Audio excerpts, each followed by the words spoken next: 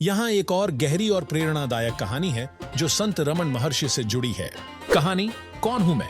एक बार एक युवक जो अत्यधिक बेचैनी और जीवन के अर्थ की खोज में था, संत रमन महर्षि के पास आया। वह महर्षि के चरणों में गिर पड़ा और बोला, गुरुजी, मैं बेहद असमंजस में हूं।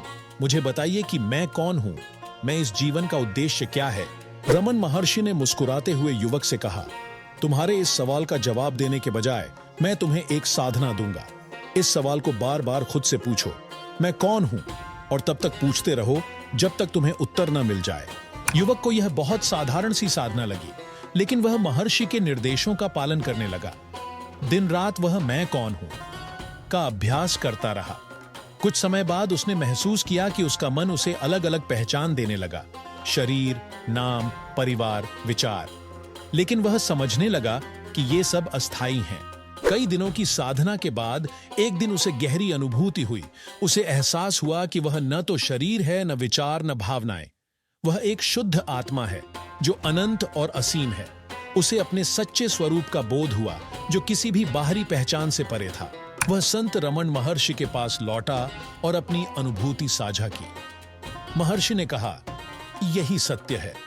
जब तक तुम अपने सच्चे मैं को नहीं जानोगे, तब तक जीवन के सवालों के उत्तर अधूरे ही रहेंगे। प्रेरणा के संदेश 1. आत्मान्वेषण।